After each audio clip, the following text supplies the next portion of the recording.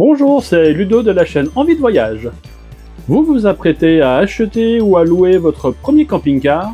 Comme c'est souvent le cas, un vocabulaire spécifique existe dans le monde du camping-car.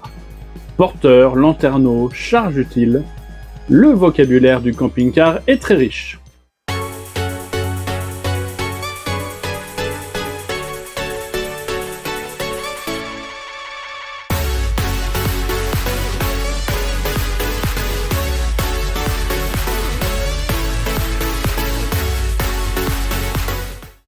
Afin de ne pas vous tromper et de savoir exactement de quoi on vous parle, je vous ai préparé ce petit lexique.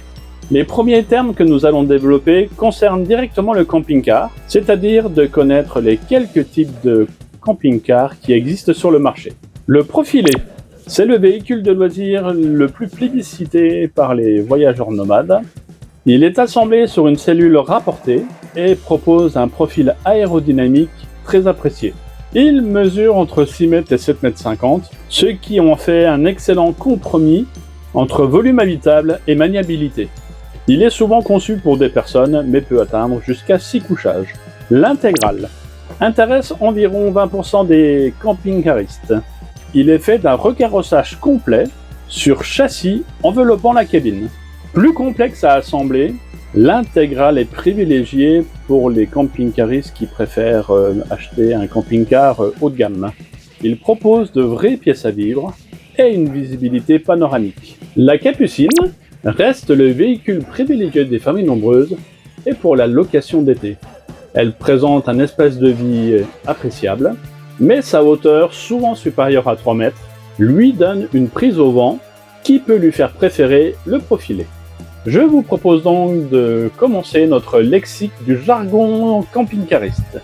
A comme air. Il existe donc plusieurs types d'air. L'air de repos, que l'on trouve sur les bords de route ou sur les autoroutes, qui est juste un emplacement pour se garer et qui permet d'aller aux toilettes, et sur les autoroutes, potentiellement d'avoir les services pour vider les eaux grises par exemple. L'air de camping. Contrairement à l'air de repos, forcément l'air de camping est payant. Il permet néanmoins d'avoir des services que l'air de repos n'offre pas, comme l'électricité par exemple. Il vous permet également d'avoir un accès toilette et douche en dehors de votre véhicule de loisir.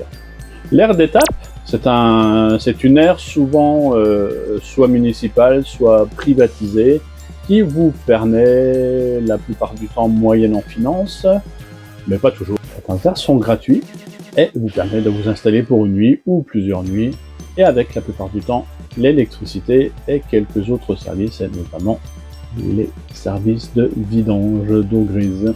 Et il y a l'aire de service, qui lui, comme son nom l'indique, vous permet de réaliser tous vos services, donc le remplissage de l'eau, le vidage des eaux grises, le vidage des eaux noires. C'est un élément clé de la pratique du camping-car. L'autonomie, c'est le temps que vous pouvez passer sans faire le plein d'eau. Elle dépend donc du volume de vos réserves d'eau, mais aussi de votre consommation. On parle aussi d'autonomie pour l'électricité. Avec un panneau solaire, l'autonomie est bien meilleure, puisqu'on peut rester plus longtemps à l'étape sans se brancher au secteur et sans rouler. On pourrait aussi envisager le mode d'autonomie à propos du carburant et des provisions en fonction de la capacité en rangement et en frais. B comme baie. Si le lanterneau représente une sorte de fenêtre de toit, la baie quant à elle sera plutôt l'ouverture latérale. B comme batterie. Nous distinguons deux types de batteries principales. La batterie cellule, c'est la batterie qui permet d'avoir de l'électricité 12 volts à l'intérieur de la partie habitation du véhicule et qui permet d'utiliser les appareils du quotidien. La batterie moteur, c'est celle évidemment qui sert au bon fonctionnement de la partie moteur. B comme bouteille de gaz, elles permettent l'alimentation de la gazinière, du frigo, mais également du chauffe-eau et du chauffage. C comme cabine. La cabine est la partie qui concerne le poste de conduite et qui fait donc partie du porteur, sauf pour les camping-cars intégraux. C comme cassette. La cassette est le réservoir des toilettes. Elle est parfaitement étanche et ne laisse passer aucune odeur. On peut y ajouter un additif chimique qui permet de neutraliser le développement des bactéries, source des mauvaises odeurs. La cassette d'une contenance de 15 à 17 litres se vidange régulièrement dans les aires de service dont on a parlé tout à l'heure. C comme cellule. La cellule, c'est la partie habitation du camping-car. C comme charge utile. Certains constructeurs ont déployé des efforts phénoménaux pour alléger au maximum les véhicules des loisirs et de nous permettre d'avoir une plus grande capacité de stockage. La charge utile est donc le volume en kilos que vous pourrez emmener dans votre camping-car en termes de bagages, vélos, la nourriture et sans oublier les passagers. Pour en savoir plus sur le sujet, j'ai une vidéo ici. C comme console. Cette partie du véhicule de loisir est un panneau très utile qui permet de vérifier l'état des équipements électriques comme le niveau de batterie,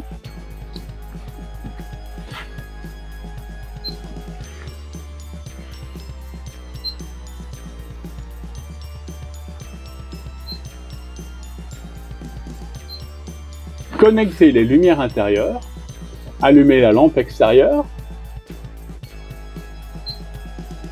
et faire fonctionner la pompe à eau qui permet d'emmener l'eau au robinet du lavabo, de l'évier et de la douche. Il permet également de contrôler les niveaux d'eau propre et d'eau usée. C comme convertisseur. Cet appareil permet de convertir l'électricité en 12 volts en électricité en 220 volts.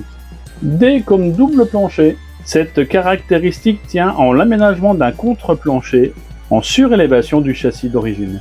L'espace ainsi créé peut accueillir coffre, soute et réservoir d'eau, ce qui abaisse le centre de gravité du camping-car, améliore sa stabilité et optimise l'isolation et le réchauffement de l'habitacle.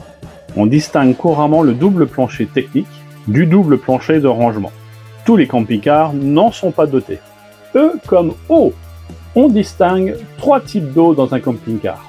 Les eaux grises, ce sont les eaux usées issues du lavabo, du l'évier ou de la douche. Les eaux noires, c'est celles qui concernent les toilettes, donc qui vont directement dans une cassette, comme on l'a vu tout à l'heure, et qui sont à vider dans une aire de service. Et l'eau propre, qui se stocke dans un réservoir d'environ 100 litres et qui se remplit par l'extérieur du camping-car. Elle peut éventuellement se remplir aussi par l'intérieur. L comme lanterneau. Cette partie est l'ouverture du toit. Elle permet une aération très appréciable. L comme lit. En matière de couchage, plusieurs types de lits existent. Là encore, le vocabulaire est spécifique. Voici les principaux lits que vous pouvez rencontrer. Le lit central, c'est un lit permanent, placé en principe à l'arrière du camping-car. Il est fait pour 2 personnes, accessible des 2 côtés, mais prend un peu de place dans le véhicule. Le lit dinette, c'est un couchage escamotable, il est convertible en couchage d'appoint. Il peut être simple ou double, placé dans la largeur s'il est devant ou présentant 2 couchettes s'il est dans la longueur. Dans un salon agencé en U, il peut être le lit principal du véhicule.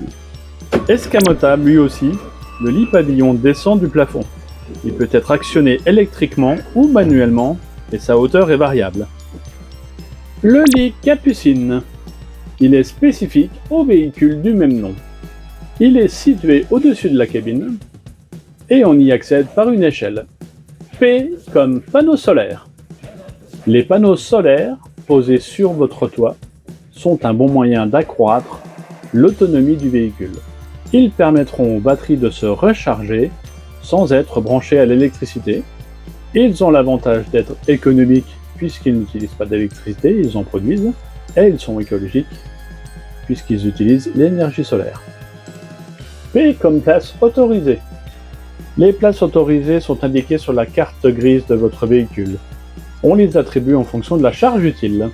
Attention, cela signifie que le nombre de places autorisées peut être inférieur au couchage que vous possédez. P comme porteur.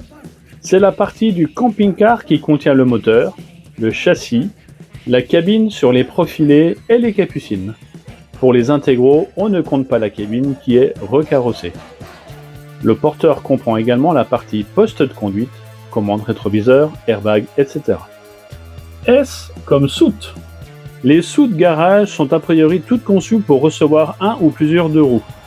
Les compartiments aménagés sur toute la longueur d'un véhicule pourront donc accueillir 3 ou 4 cycles sans problème.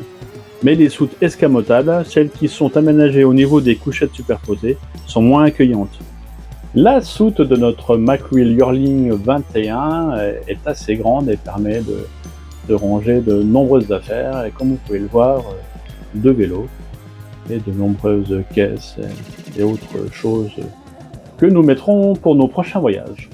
Et voilà, grâce à ce petit dictionnaire de base, vous voici maintenant à la hauteur de n'importe quel camping-cariste averti, vétéran du road trip en camping-car.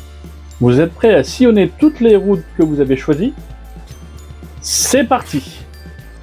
N'hésitez pas à ajouter des mots-clés que j'aurais pu oublier dans les commentaires. Et si cette vidéo vous a plu, n'hésitez pas à mettre un petit pouce. Voilà, en attendant de vous revoir dans une prochaine vidéo, portez-vous bien. Ciao!